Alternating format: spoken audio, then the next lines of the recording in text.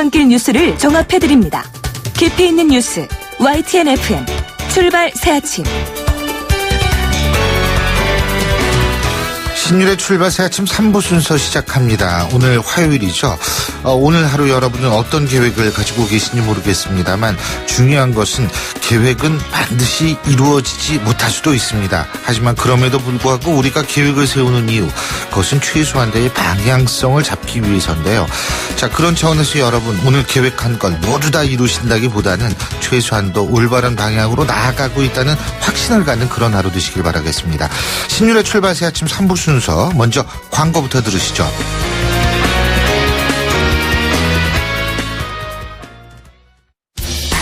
항공권도 매진이야. 실시간 빠른 항공 호텔 예약 시스템 온라인 투어. 가격이 싸니 일정이 별로야. 알뜰하고 품격 있는 여행은 온라인 투어. 에어텔, 교통패스, 각종 입장권. 복잡해. 여행의 예약을 한 번에 온라인 투어. 기억하세요. 여행의 모든 해결 온라인 투어. 온라인투어.co.kr. 여보세요? 대리운전이죠? 저 배우 박소연인데 소문 듣고 전화했어요. 2588 기사님 빨리 보내주세요.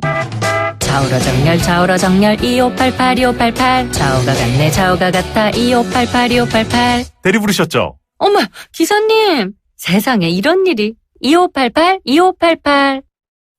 연일 계속되는 황사로 기분까지 답답한 경우가 발생하고 있습니다. 솔의 눈을 항상 준비하시기 바랍니다. 시원한 솔싹 추출물이 입안에 솔솔 솔바람을 불게 합니다. 이상 머리까지 시원해지는 느낌 솔의 눈이었습니다. 솔의 눈. 페이스 도루코 면도기 도루코 페이스 면도기 페이스 안전하고 부드러운 대한민국 면도기. 안전하고 부드러운 면도 그 이상을 경험하세요. The Shaving Innovator Dorco Pace. 아유, 세 단계 종이 또 걸렸어? 정말 재본하나 하려다가 미치겠네. 내가 진작 현대오피스로 바꾸라니까. 오늘 다 날 셀 거야. 이제 스트레스 받지 마세요. 사무기기 전문기업 현대오피스가 책임지겠습니다. 사무기기의 올바른 기준. 현대오피스. 사장님, 성악가 김동규 씨네 집 바닥재 좋던데 우리 집도 똑같은 걸로 해줘요. 요즘 떠오르는 바닥재 스타 강마루. 스타일 좋고 습기 열 긁힘에 강하니까 오래 사용하려면 그래서 스타 강마루로 하는구나. 성악가 김동규입니다. 강마루 스타는 스타 강마루. 스타 강마루. 히든텍에서 잭필드를 만들었네. 아주 응원해요. 못난 놈, 객필드에서 히든텍을 만든 거지. 히든텍 입는 순간 허리가 바운스. 허리가 늘어나? 나도 히든텍 한번 부탁해요. 지금까지 김학도였습니다. 숨쉬는 바지 히든텍. 온도와 습도를 항상 일정하게 유지시켜주는 항온항습기 전문기업 AR. 전산센터, 반도체 공장, 미술관, 박물관, 귀중품 보관실을 30년 축적된 기술로 AR이 지켜드립니다. 24시간 확실한 서비스 보장. 031-497-0561. 송곳 같은 말, 허무한 말, 우리가 주목해야 될 말을 전해드립니다. 왁자지껄, 말.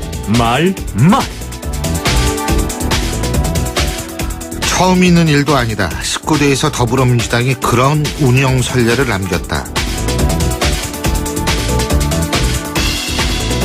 새누리당 정진석 원내대표가 상임위원장 나눠먹기 비판에 대해서 한 얘기입니다. 이 말은 틀린 말은 아닙니다.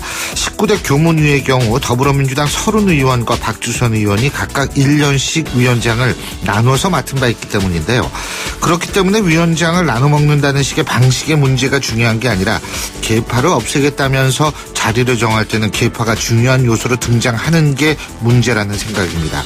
이럴 바엔 계파를 없애겠다는 주장 차라리 하지 않는 게 나을 것 같습니다.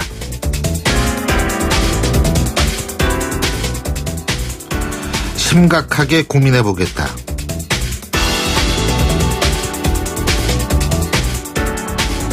더불어민주당 손학규 전 대표가 광주 지역 재야 원로들의 정계 복귀 요청에 대해서 한 얘기입니다. 반기문 총장의 방한 이후 대선 잠룡들의 발걸음이 빨라지고 있습니다. 그런 의미에서 손학규 전 대표 역시 예외일 수는 없을 거란 생각입니다. 그런데 손학규 전 대표의 고민은 언제 정기에 복귀를 하느냐 하는 시기적 문제가 아니라 어떤 식으로 정치 세력화를 하느냐, 바로 이 부분이라고 생각이 되는데요. 다시 말해서 기존 정당이 들어가느냐 아니면 외부에서 정치 세력을 만드느냐가 고민의 핵심이라는 겁니다. 지금의 상황으로 봐서는 기존 정치권도 다시 개편될 가능성도 배제할 수 없기 때문에 아마도 손 전 대표도 좀 더 전국을 지켜볼 가능성도 있어 보입니다.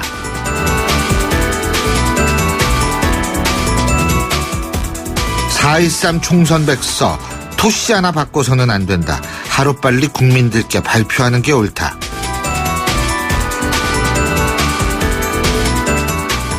새누리당 사무처가 작성 중인 4.13 총선 백서의 출간 여부를 두고 새누리당 김영우 비대위원이 한 얘기입니다. 이런 거 발표하는 게 바로 새누리당 혁신 비대위가 해야 할 일이라고 생각합니다. 계파 청산은 선언에 의해서 되는 것이 아니라 자기 자신이 현실을 처절하게 인정하고 그 토대 위에서 정당을 바꿔야만 가능하기 때문입니다. 그런 차원에서 김영우 의원의 말은 중요합니다. 그리고 지금 잘 보이지 않는 새누리당 혁신비대위원장도 이런 과감함을 통해서 자신의 존재감을 드러내야 할 겁니다. 처절한 반성 없는 혁신이란 말장난에 불과하다는 것을 명심해야 할 때입니다. 지금까지 왁자지껄 말말말이었습니다.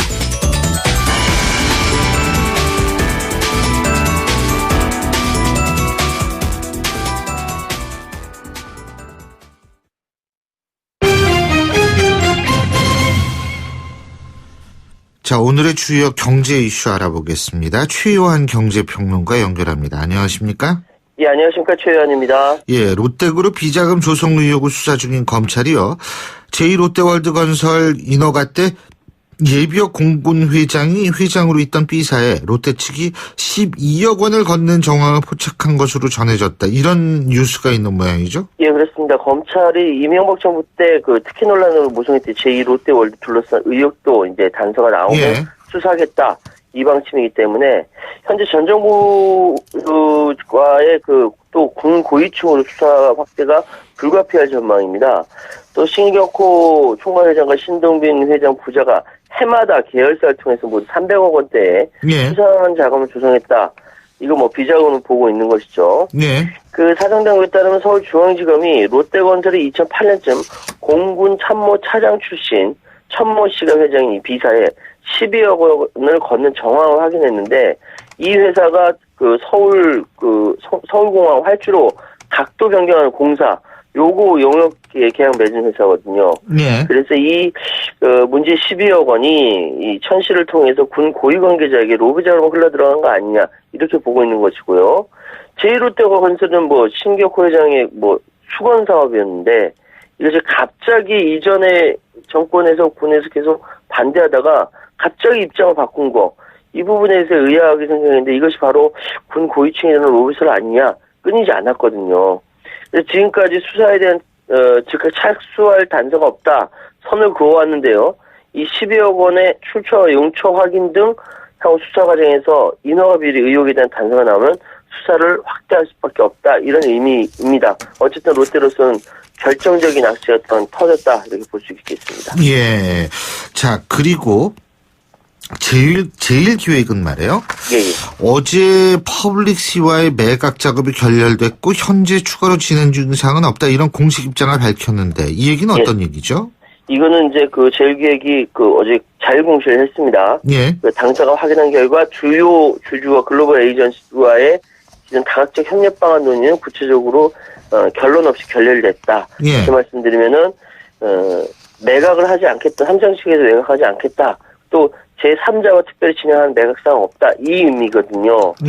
제일기획 매각은 사실 올해 초 외신에서 먼저 보도되면서 알려졌는데 이 세계 3위 광고업체 퍼블리스가 아시아 시장 확대를 위해서 이제 접촉을 했었던 거고 실제로 인수를 하려고 했습니다. 그런데 이게 비밀리에 인수가 안 되고 공개돼 버린 거죠. 여기서부터 삐끗하기 시작하더니만 퍼블리시스에서 가장 부담스러워하는 것이 삼성 라이온스하고 삼성 축구단 삼성 블루윙스거든요.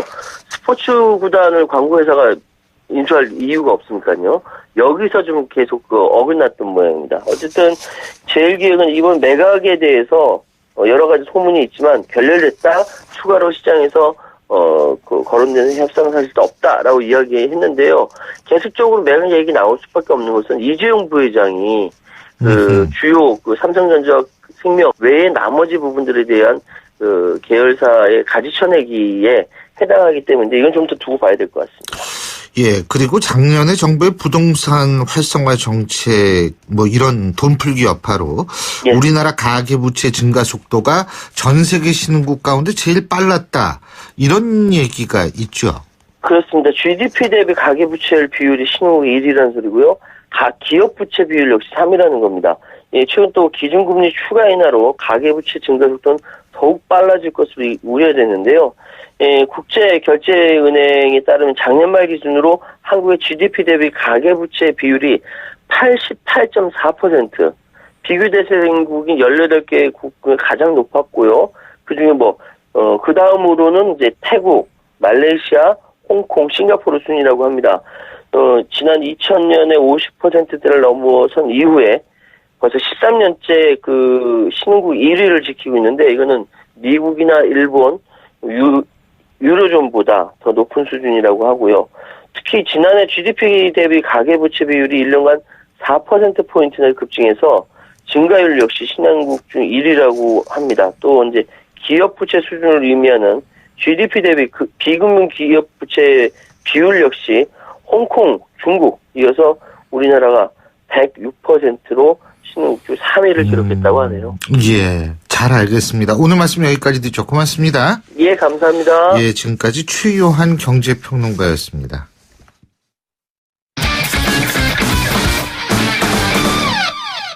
자, 이번에 스포츠 소식 알아보겠습니다. 최동훈 스포츠 평론가 연결합니다. 안녕하십니까? 예, 안녕하세요. 예, 류현진 선수가 다시 마운드에 올랐죠? 그죠? 예. 어제 재활 등판에 나섰는데 지금 상황이 어떻습니까?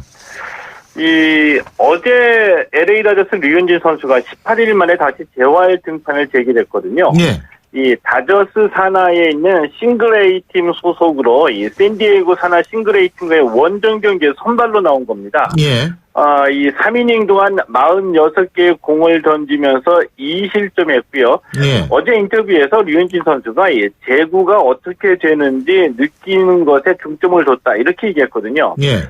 류현진 선수 잘 아시는 것처럼 지난해 5월에 왼쪽 어깨 수술했고요.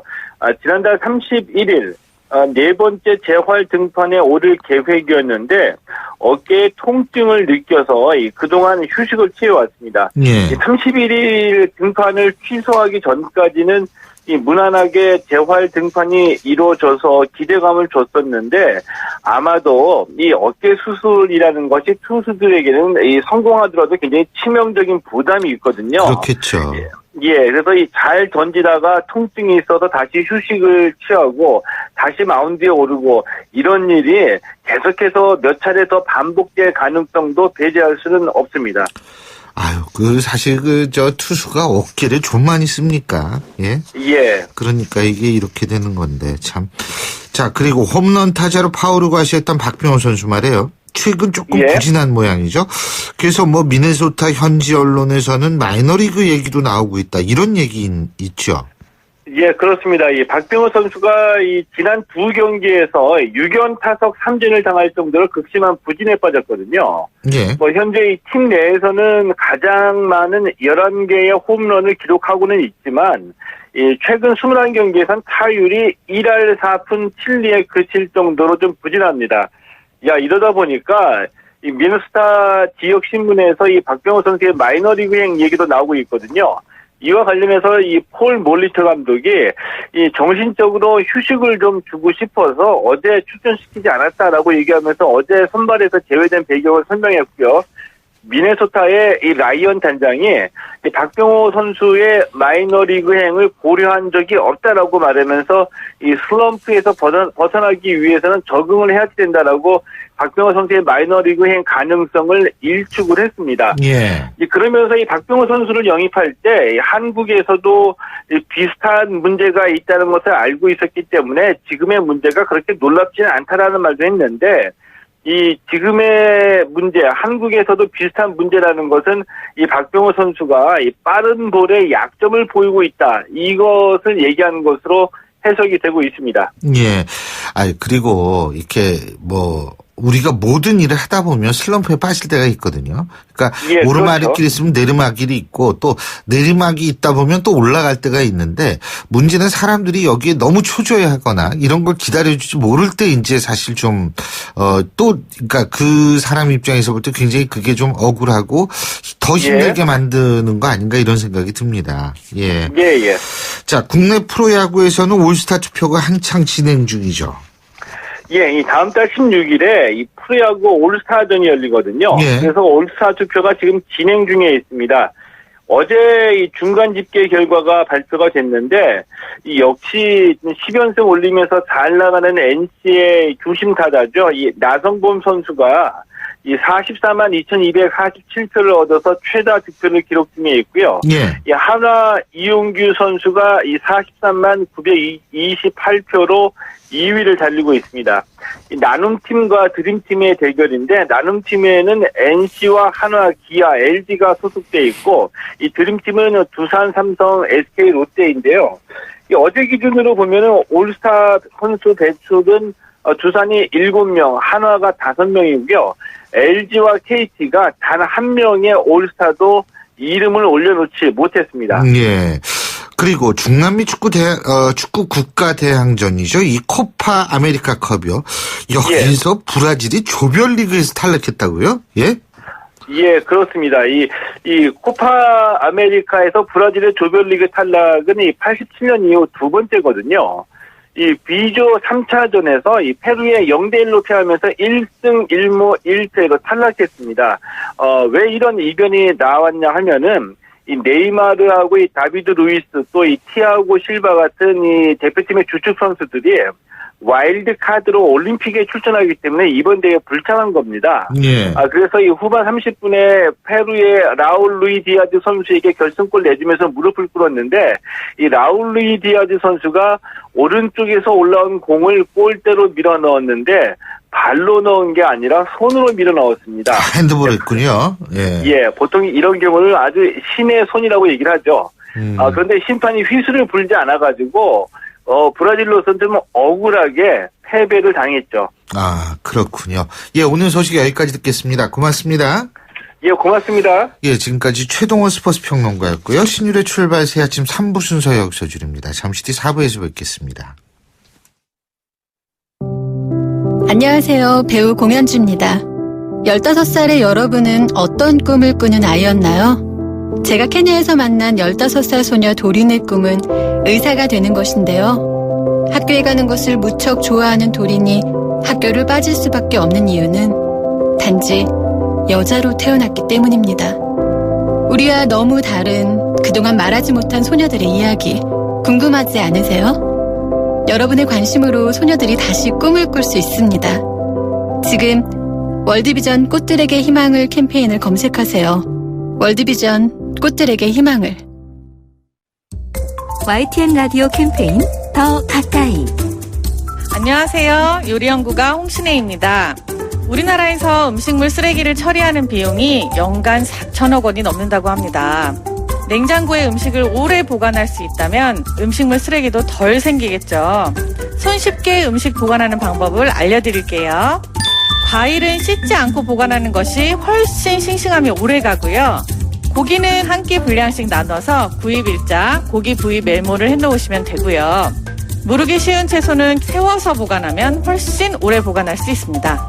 무엇보다 중요한 건 식재료를 계획적으로 구입하는 습관을 들여서 처음부터 아예 음식물 쓰레기를 안 만드는 거겠죠. 환경 사랑은 저 가까이, 음식물 쓰레기는 저 멀리. 음식물 쓰레기 줄이는 습관을 길러보세요. YTN 라디오 캠페인 더 가까이. 한국환경공단과 함께합니다. 골프 장갑도 G맥스. 생산 장갑도 G맥스. 헬스 장갑도 G맥스. 가죽 장갑도 G맥스. 장갑하면 G맥스. 대한민국 우리 장갑 G맥스. 30년 한길 범양 글러브가 만듭니다. 글러브 맥스. G맥스. 날카로운 분석, 내일을 보는 시선, 신율의 출발 새 아침. 신율의 출발 새 아침 4부 순서, 먼저 광고부터 들으시죠. 평생 사랑하겠습니까? 네! 시작하는 그 마음 그대로 행복할 수 있도록 시작했던 그 마음 그대로 시흥은계 미사강변 고향 향동에서 짓습니다. 6월 호반의 변치 않는 첫 마음을 만나세요. 지은이 호반건설. 마침내 현대건설이 동탄 이신도시에 옵니다. 1479세대 대단지 힐스테이트가 동탄 이신도시에 처음 옵니다. 자연 속 IoT 첨단 생활, 동탄 첫 번째 힐스테이트. 힐스테이트가 동탄을 한 단계 더 높입니다. 힐스테이트 동탄 6월 분양 예정. 문의 1877-5510 현대건설. 사람들이 이 곡을 경청하자 작곡가가 말했습니다. 그냥 떠들고 노세요. 이 음악은 집중해서 들으면 안 됩니다. 여러분도 그저 흘려 들으시기 바랍니다. 에릭 사티의 집노패디 1번입니다. 대한항공 파리 주칠회 A380 운항 Korean Air. 메르세데스 벤츠 공식 딜러 KCC 오토 영등포 전시장 그랜드 오픈. 5월 초 강서 목동, 강북, 제주에 이어 이제 가까운 영등포에서도 메르세데스 벤츠를 만나보실 수 있습니다. 메르세데스 벤츠를 만나는 새로운 선택. 메르세데스 벤츠 공식 딜러 KCC 오토. 당신이 변했습니다. 식물도 컬러에 따라 영양소가 다르고 건강기능식품에도 차이가 있다는 걸 압니다. 그런 당신을 위해 뉴트리라이트는 식물 영양소를 통한 최적의 건강을 연구합니다. 철학은 지키고 과학은 나아갑니다. 뉴트리라이트. 건강기능식품 광고입니다. 지난 10년간 저 보아의 V라인을 책임져준 옥수수 수염차. 10년 동안 저에겐 넘버원이었어요. 근데 저만 그런 게 아니었나 봐요? 10년 동안 대한민국이 사랑한 옥수수 수염차. 영원한 넘버원이 되는 그날까지. 영원히 V라인, 광동 옥수수 수염차. 예, 8시 31분 53초 지나고 있는데요. 자, 지금 교통 상황 알아보겠습니다. 나성수 캐스터.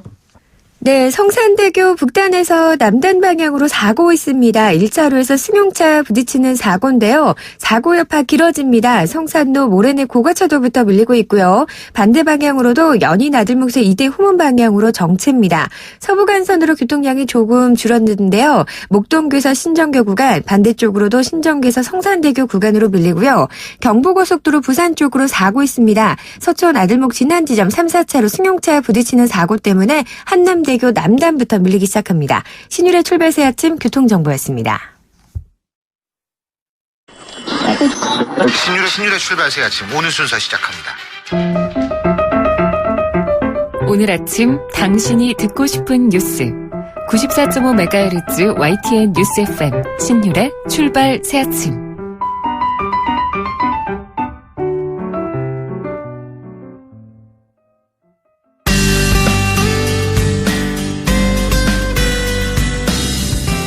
안녕하세요. 시민발언대 리포터 이혜미입니다.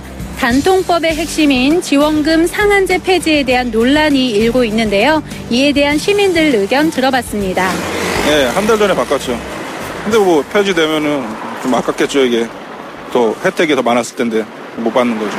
그냥 하려면 계속 하고 폐지하려면 빨랑 폐지하고 이랬다 저랬다 하면 또 짜증나죠. 단통법 폐지가 맞을 것 같고요. 핸드폰 판매가 원활하게 돼야 되는데 단통법이 이루어지면서 사람들이 쓰던 폰을 계속 쓰니까 어차피 핸드폰 사용료는 비슷하고 폰을 교체하는 시기가 더 늘어난 것 같아서 뭐 소비자 입장에서는 별로인 것 같아요.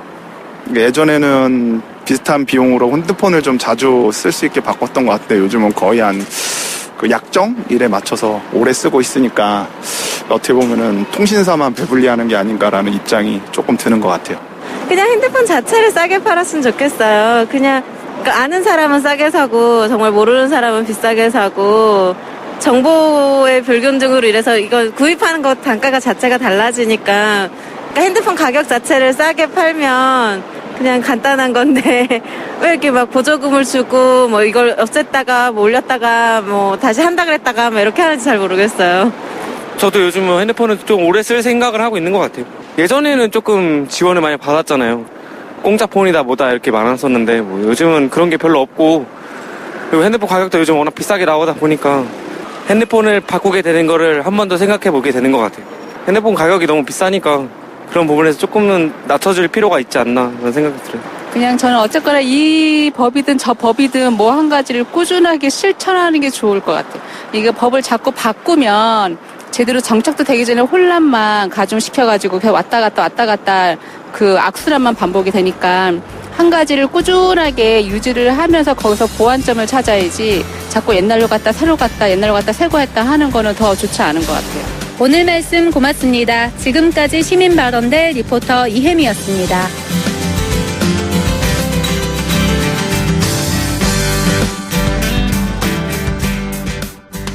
예, 그 정부가 단통법 핵심 조항이죠. 이 휴대폰 보조금 상한제 폐지 여부를 논의 중이라는 소식에 대한 시민들의 생각 지금 들어보셨는데요. 자, 보조금 상한제 폐지 가능성에 휴대폰 이용자들은 물론이고 제조사, 유통업계까지 지금 들썩이고 있다고 합니다. 시행된 지 이제 1년 반이 지난 단통법. 단말기 이 유통법이죠. 그간 어떤 효과가 있었는지, 단말기 지원금 상한제가 폐지될 경우엔 어떤 변화가 있을지 참여연대 안진걸 사무처장과 연결해서 알아보겠습니다. 안 처장님 안녕하십니까? 네, 안녕하십니까? 예, 그 단통법. 요게 이제 사실 그 휴대폰 보조금 상한제만 있는 건 아니죠, 그죠? 예, 맞습니다. 예. 그러니까 그동안 사실 휴대폰 시장에서 가장 큰 문제는 누구는 한 100만 원 지원금 받았는데 누구는 그래서 사실 공짜로 샀는데 누구는 100만 원을 내고 샀다. 네. 이제 상대적 호갱이라고 하는 논란이 계속 상대적 호갱. 예. 그래서 이제 그 부분을 지원금을 엄격히 상한하고 또 공시를 해주는 겁니다. 일주일 간격으로. 예. 그러니까 상대적 호갱은 많이 줄어들었다는 평가를 받는데 예. 지원금을 엄격하게 상한하니까 우리 모두가 절대적 호갱이 된 거 아니야 이런 지적이 터져 나왔던 것이고 예. 그 외에도 단통법에는 보면 지원금을 받는 건 어떤 분들이냐면 주로 새 휴대폰을 자주 구입하는 사람들 혜택을 보잖아요. 예. 근데 자기 폰을 가지고 있었던 분들이나 휴대폰을 오래 사용하는 사람들은 그만큼 또 차별을 받아서 예. 지원금 대신 선택 약정 할인이라는 걸 받는 제도도 단통법이 있는데 이게 벌써 600만 명이 넘게 신청을 했거든요. 예. 그러니까 지원금을 안 받고 나는 요금 할인을 20% 추가로 받겠다는 제도입니다. 아니면 지원금을 이제 우리 청취자들께서도 지금 확인해 보시면 굉장히 좋은데 지원금을 받았다 하더라도 2년이 지나면 예, 다 이제 20% 없어지죠. 요금 할인을 다시 받을 수가 있습니다. 그러니까 지금 통신사로 전화하시면 그걸 확인해 주거든요. 내가 대상이 되는지 안 되는지. 예. 그러니까 이게 단통법이 있기 때문에 이걸 이용하는 국민들 입장에서는 단통법을 폐지한다 그러면 깜짝 놀랄 일이신 거죠. 이분들 입장에서는요. 근데 제가 궁금한 게 단통법 폐지하는 거하고 단말기 지원금 상한제 폐지하는 거하고는 다른 거 아니에요? 또 다릅니다. 그런데 단통법은 그대로 둔 상태에서 지원금 상한제만 폐지할 수도 있는 거 아니에요? 예, 그렇습니다. 그래서 지금 논란이 이제 한동안 또 단통법 폐지해야 된다 나오다가 단통법이 일부 또 장점이 있다고 확인이 되니까 지원금 상한만 폐지하자. 이게 이제 주로 이런 말씀이 터져 나온 이유는 한국의 최신 단말기들이 아직도 90만 원, 100만 원까지 하는 상황에서 비싸죠. 예. 휴대폰 지원금 상한은 지금 최대 33만 원 범위 내에서 주게 되어 있는데 그 33만 원도 다 주지 않습니다. 실제로 가보면 한 20만 원, 25만 원밖에 주질 않거든요. 그러니까 만약에 100만 원짜리 휴대폰을 예전에는 발품 팔아서 저렴하게 살 수 있었는데 지금은 75만 원, 80만 원 주고 사야 되니까 최신 단말기를 구입하는 국민들 입장에서는 지원금 상한을 폐지해야 된다는 말이 자연스럽게 나오게 된 것입니다. 그래서 단말기의 가격이 너무 비싸고 거품이 끼어 있다라고 생각하는 국민들이 많은데 지원금만 엄격하게 상한하는 것에 대한 불만이 자연스럽게 터져 나온 상황이다. 이렇게 보시면 될 것 같습니다. 예. 근데 이게 이렇게 그러니까 이 상한제를 폐지하겠다라고 나온 이유도 그러면 이게 우리한테 좋은 거예요? 나쁜 거예요? 일단 언뜻 딱 생각하기에는 휴대폰을 저렴하게 팔겠다는 거잖아요. 지원금을 많이 주겠다는 것은. 그래서 좋은 거 같지 않냐. 그것을 왜 막냐. 그리고 그걸 그렇게 저렴하게 파는 데는 또 징계를 하고 과징금을 매기잖아요. 네. 좀 이상하다. 이게 그런 좀 뭔가 어색하다라는 느낌이 일부 있고요. 네. 근데 조금만 이게 그렇게 단순한 문제가 아닌 게 지원금 상한을 풀어서 통신사가 마케팅 비용을 마구 쓰게 되면요. 2014년 기준으로 9조를 썼거든요. 그렇게. 근데 그렇게 하면 처음에 휴대폰을 최신 단말기를 구입하는 분들에겐 지원금 많이 가니까 좋지만 사실 우리 국민들 입장에서는 5,800만 가입자가 있는데 지원금을 안 받는 분들이 대부분이거든요. 현재 대부분 이제 휴대폰을 이미 사용하고 있는 분들 입장에서는 지원금이 막 늘어나는 것보다는 전체적으로 통신비가 대폭 인하되는 게 훨씬 유리하잖아요. 예. 그러니까 핸드폰 3사가 매출이 50조 안팎인데 그중에서 마케팅 비용으로 9조 10조를 써버리면 통신요금 인하 여력이 그게 사실입니다. 근데 예. 그 제가 궁금한 게 상한제 폐지가 상한제가 있었을 때도 통신요금 인하는 안 됐잖아요. 예, 그래서 이제 지금 차라리 그럴 바엔 지원금 상한제를 폐지하자는 목소리가 터져나온 게 20% 추가 인하가 잠깐 되긴 됐었군요. 예, 맞아요. 20% 추가 요금 할인이 됐고 600만 명이 증명하고 있는 그다음에 데이터 전용 요금제가 나와서 음성 문자를 무제한으로 무제한 조금 과장 광고가 있어서 지적을 받긴 했지만 어찌됐든 32,900원 정도만 가입해도 그런 제도가 나와서 그걸 또 실제적인 요금 인하 효과가 있다. 예, 일부 요금 인하 효과가 있었습니다. 근데 문제는 자, 그래 2014년도에 9조나 됐던 마케팅비가 단통법 시행 이후 2015년도에 보니까 한 8조 이하로 떨어졌습니다. 1조가 넘게 떨어졌거든요. 예. 그리고 올해도 보니까 1분기 실적이 통신 3사들이 특히 SK텔레콤만 1분기에 4분의 1분기 실적이 순이익이 5천억이 넘습니다. 예. 그러면 올해는 2조 원이 넘는다는 이야기잖아요. SK텔레콤만 해가지고도요. 예. 그럼 통신 3사는 한 3조 원 정도 된다는 건데 아니 단지 통신사만 이렇게 배불리는 법이다 단통법 이런 비판이 나오게 되는 것이죠. 그러면서 자 지원금 상한을 아예 풀어버리거나 아니면 지원금 상한을 유지한다 하면 통신요금이 대폭 인하되는 제도가 강제되거나 병행된다는 여론이 동시에 터져나오는 것입니다. 그러니까 기본요금 같은 게 폐지되면 예를 들면 마케팅 비용이 엄청 줄어든 조건에서 요금 인하로 이어지면 그래 지원금 상한을 안 풀어도 되겠네 이런 이야기가 나올 텐데 지원금은 지원금대로 엄격하게 상한하면서 통신비 인하는 간접적인 조치만 일부 있고 직접적인 인하인 통신 기본요금 폐지라든지 또는 그 지금 32,900원 데이터 전용 요금 중에서 데이터 제공량이 300MB밖에 되질 않습니다. 예. 카톡만 켜놓으면 한 달에 다 소진돼 버린다는 지적이 나오거든요. 그래서 기본 데이터 제공량이 대폭 확대된다든지 가까운 일본만 해도 2만 원대 정액 요금제가 있거든요. 데이터 요금제가. 그래서 그런 의견이 나오는 것이죠. 그러니까 지원금 상한이 언뜻 보기에는 좋지만 그것은 최신 단말기 구입하는 분들에게만 혜택이 집중되는 문제가 있다. 우리 국민들 입장에서는 5,800만 가입자가 모두 혜택을 보는 통신비 인하가 더 실질적인 혜택인 면이 있다. 그런데 그러려면 정부 당국이 그런 조치를 해야 되는데 그런 조치를 못했기 때문에 국민들 일가에서는 차라리 그럴 거면 지원금 상한이라도 폐지를 해라. 이렇게 요구가 터져 나온 것입니다. 예. 근데 이제 아마 이 보조금 상한제 폐지 문제가 나오게 되는 거는 유통업계를 조금 숨통을 트여주기 위해서 경제가 하도 안 좋으니까. 예? 그런 의도가 있는 것 아닌가 이런 분석이 있을 수 있는 거 아니에요? 예, 맞습니다. 실제로 저희가 자주 이동통신 이제 판매점, 대리점 분들하고 얼마 전에도 저희가 재벌 대기업들이 요즘 막 대형마트나 그다음에 대기업들이 운영하는 그 전자 매장에서도 휴대폰 판매를 하고 있거든요. 예전에 안 했는데 그래서 골목상권이 위협되고 있다. 그다음에 통신사도 예전에 대리점 판매점을 맡기는 요즘 직영점을 늘리고 있거든요. 특히 요즘 SK텔레콤이 공격적으로 늘려가지고 그게 화제가 되고 있는데요. 그러면서 골목상권 위협받으니까 중소기업 적합업종을 해야 된다는 기자회견도 했는데 이분들 말씀이 이거예요. 단통법이 지원금을 엄격히 상한하니까 아무래도 예전에 비해서 휴대폰 구입이 조금 줄어들었고 또 번호 이동이라 이제 다른 핸드폰으로 옮긴 걸 번호 이동이라고 그러고 그다음에 기기 변경도 있고 뭐 여러 가지 이런 경우의 수가 있는데 예전에는 번호 이동 때는 경쟁을 활성화하기 위해서 지원금을 많이 줬는데 지금은 지원금이 다 똑같거든요. 어떤 경우라도.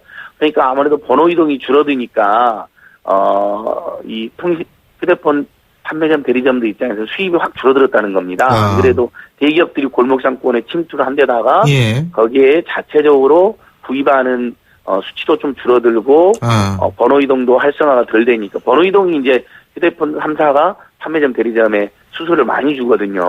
그냥 자기 회사로 손님을 끌어온 거잖아요. 그러니까 수수료도 줄어들고 그래서 단통법에 문제가 있다. 뭐 이런 지적을 해주셨어요. 그럼 그것도 그런 지적도 제가 일리 있게 받아들이고 있습니다. 다만 이제 그게 단통법의 지원금을 꼭 폐지하면 해결되는 문제이냐. 아하. 예를 들면 번호 이동 시에는 지원금을 좀 더 준다든지 예. 뭐 이런 여러 가지 탄력적 제도 운영도 가능하거든요. 예. 이미 지원금 상한이라는 게 갑자기 생긴 제도가 아니라 예. 이제 단통법 전에도 예. 그 정부의 생각에 계속 호갱이 발생하는 문제도 있고 자꾸 보조금만 많이 주면 통신비 인하를 안 하니까 예. 그래서 27만 원이라는 상한이 이미 있었습니다. 아주 예. 오랫동안이요. 예. 그리고 단통법이 도입되면서 30만 원으로 상한이 있었고 얼마 전에 33만 원으로 상한이 올라간 것이고 예.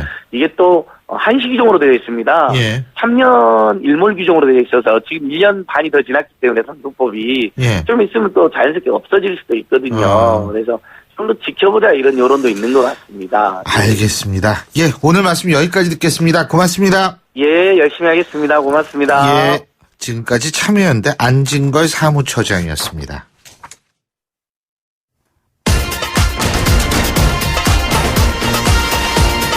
여러분이 지금 듣고 계신 주파수는 FM 94.5MHz입니다. YTN 뉴스 FM.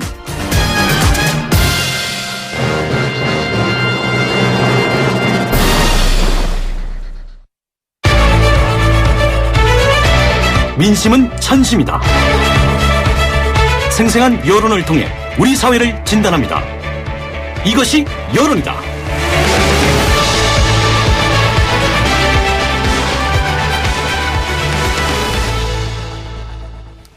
어제 20대 국회가 개원을 했죠. 자, 그래서 오늘은 국민들이 대체 이 20대 국회에 뭘 바라고 있는지 좀 알아보겠습니다.